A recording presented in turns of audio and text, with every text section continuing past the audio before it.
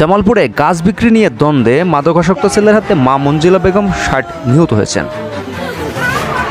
মঙ্গলবার ১৫ এপ্রিল সকাল ১০টার দিকে শহরের হাটচন্দ্রা এলাকায় এ ঘটনা ঘটে। ঘটনার পর থেকে ঘাতক ছেলে মঞ্জুরুল ইসলাম মঞ্জু ৪০ পলাতক রয়েছে। নিহত মঞ্জিলা বেগম ওই এলাকার প্রয়াত তোতা শেখের স্ত্রী। এ ঘটনায় আরও একজন আহত হয়ে জামালপুর জেনারেল হাসপাতালে চিকিৎসাধীন রয়েছে। জামালপুর সদর থানার ভারপ্রাপ্ত কর্মকর্তা আনিসুর রহমান আশিকিন স্থানীয় সূত্রে জানা গেছে, স্থানীয় ফরিদুল ইসলাম নামে এক কাঠ ব্যবসায়ীর কাছে বাড়ির কয়েকটি গাছ বিক্রি করে মঞ্জিলা বেগম। মঙ্গলবার সকালে ওই কাঠ ব্যবসায়ী গাছ কাটতে গেলে ছেলে মঞ্জুরুল ইসলাম বাধা দেয়। গাছ কাটতে বাধা দেওয়ায় মঞ্জিলা বেগমের সঙ্গে ছেলে মঞ্জুরুলের কথা কাটাকাটি হয়। এক পর্যায়ে একটি ধারালো চাকু দিয়ে মঞ্জুরুল তার মা মঞ্জিলাকে হত্যা করে।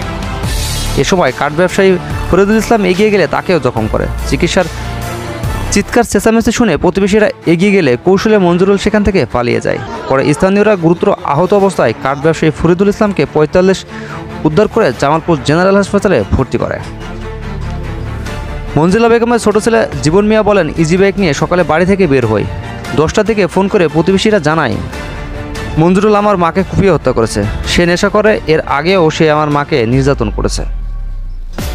জামালপুর সদর থানার ভারপ্রাপ্ত কর্মকর্তা আনিসুর রহমান আশিকিন জানান, ঘটনাস্থলের পাশের একটি ঝুপড়ি থেকে ৪টি চাকু উদ্ধার করা হয়েছে। মরদেহ উদ্ধার করে মর্গে পাঠানো হবে। ঘাতক ছেলে পলাতক আছেন, শুনেছি সে মাদকাসক্ত।